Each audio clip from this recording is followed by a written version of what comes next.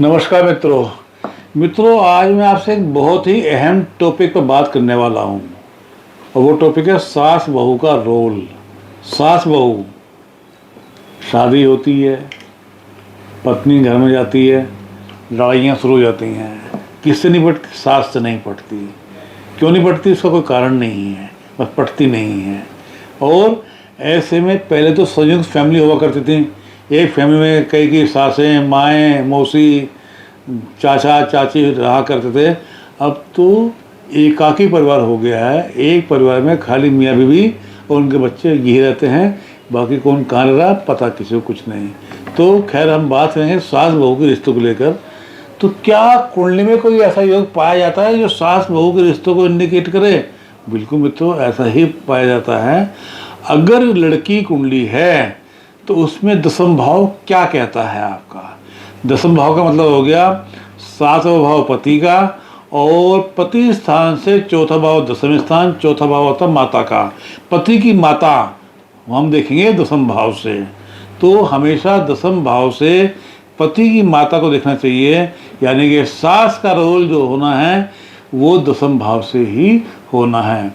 अब सपोज किसी का मेष लगन है, मेष लगन का मालिक हो गया मंगल, और सप्तम भाव का मालिक हो गया शुक्र, और दशम भाव का मालिक हो गया शनि। वृद्धावस्था में आ गया, बुढ़ापा आ गया। तीनों ग्रह मित्र नहीं है। मंगल का नाम मित्र शुक्र है और नाम मित्र शनि है। तो मंगल शुक्र ने तो एडजस्टमेंट कर लिया किसी तरह से आपस में, यानी कि पति पत्नी ने तो एडजस्टमेंट कर लिया, परंतु शनि के संग एडजस्टमेंट नहीं हो पा रहा है। शनि मंगल परम शत्रु हैं आपस में, इसलिए शुभ नहीं मानते।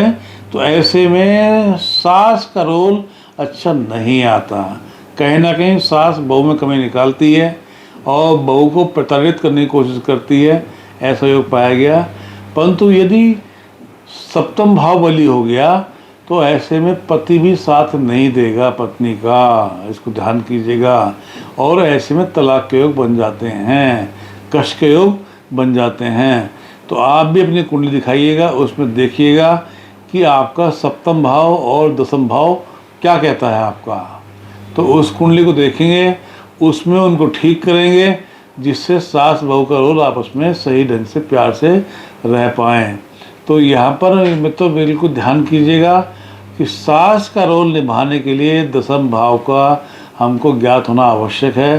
दशम भाव क्या कहता है, दशम भाव का मालिक कौन है, और ऐसे में दशम भाव के मालिक की दृष्टि कहाँ का पड़ी हुई है, ये सब हम चीज़ जानेंगे।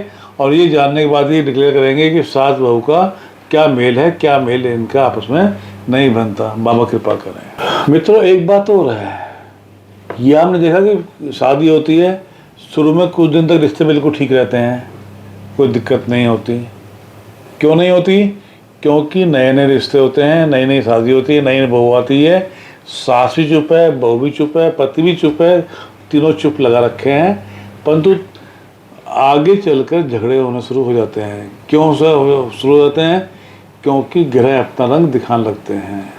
तो यहाँ में तो ध्यान कीजिएगा कि आपको अपनी कुंडली का विश्लेषण कराना है कि आपकी कुंडली के अंदर सप्तम भाव और दशम भाव क्या कह रहा है।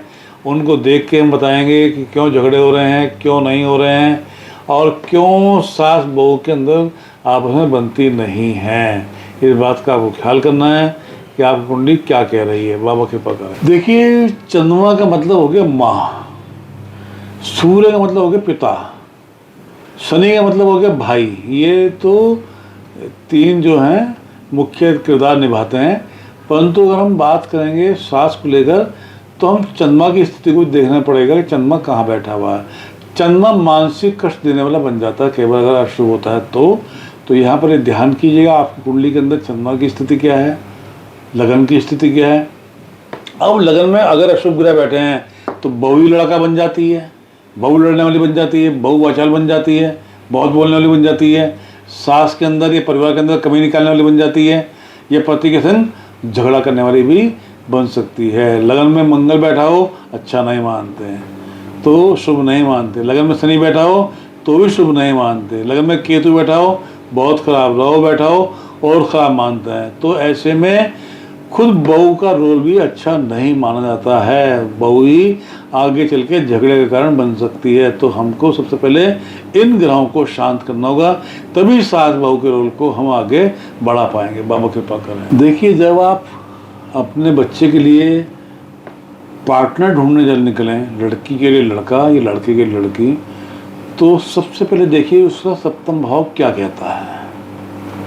आपका बच्चे का सप्तम भाव क्या कहता है, और जिस बच्चे को आप देखने जा रहे हैं उसकी कुंडली आप पकड़िएगा, उसकी कुंडली देखिएगा, उसकी कुंडली में सप्तम भाव क्या कहता है।